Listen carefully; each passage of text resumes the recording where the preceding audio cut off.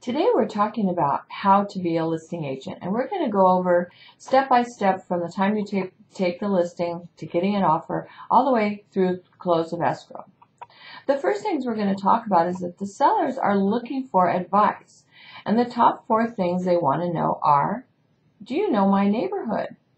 Do you know how to price my home? How are you going to market my home? And can you tell me how to improve my buyer appeal? If you can answer these 4 questions with credibility, your likelihood of getting the listing is very good. Sellers almost always want the neighborhood expert. So if you do your homework prior to going on the listing presentation, you can make yourself the neighborhood expert.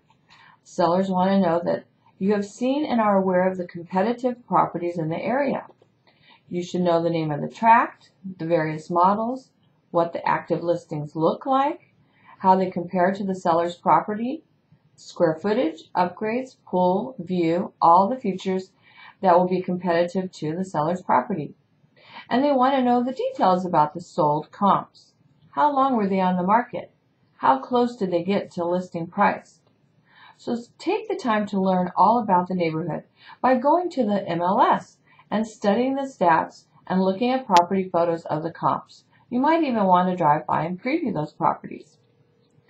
Talking about marketing the home, most clients will agree that the internet is the key component to giving their home the most exposure. As we know, over 80% of buyers shop online. Print ads don't work as effectively as they did in the past. So you need to get familiar with all the marketing avenues online to set up accounts with Zillow, Trulia, Homes.com, HomeSeekers, Realtor.com, and others. Once you have done that, these websites include charts that you can email the seller to show him how many hits or views his property is getting. This is very exciting to them because we know physically they may only get 2 or 3 showings in a week, but online they can get several hundred showings in a week.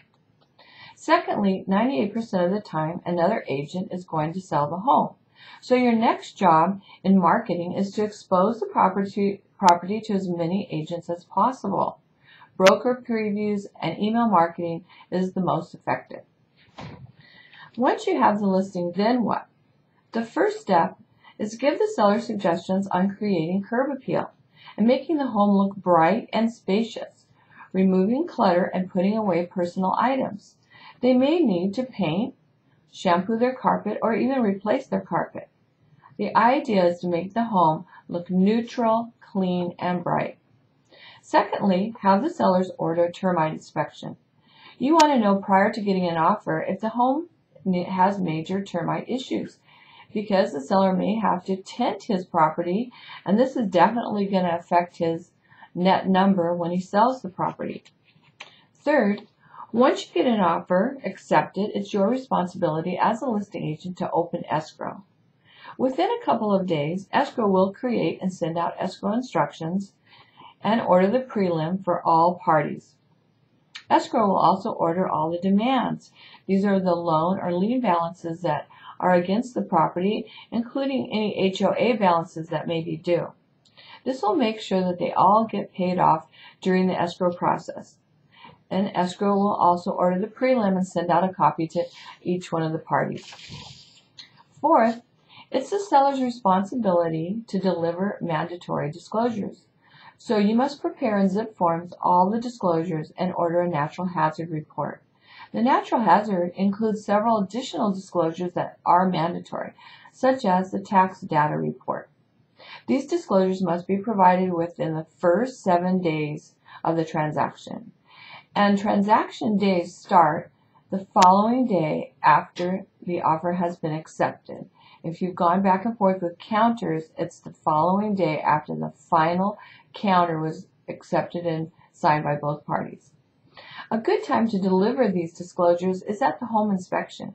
Usually the buyer is spending an hour or 2 at the property with his agent and the inspector, and they do have time to stand perhaps in the kitchen or at the dining room table and go over the disclosures. Otherwise, you can simply email the disclosures directly to the buyer's agent, who will deliver to the buyer for signature and then return to you.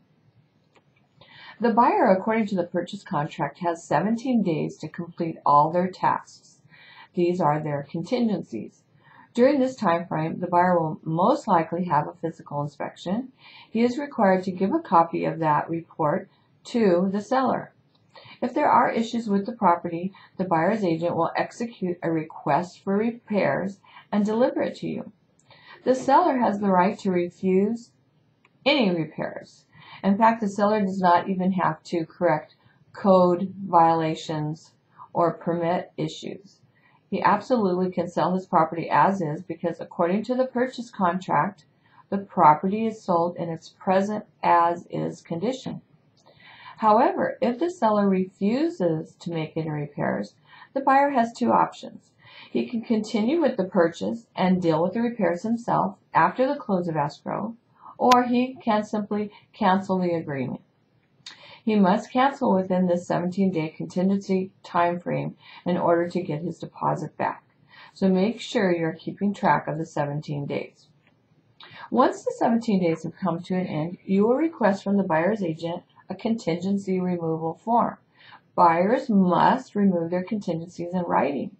This action demonstrates that they are moving forward, they're acting in good faith to close the deal.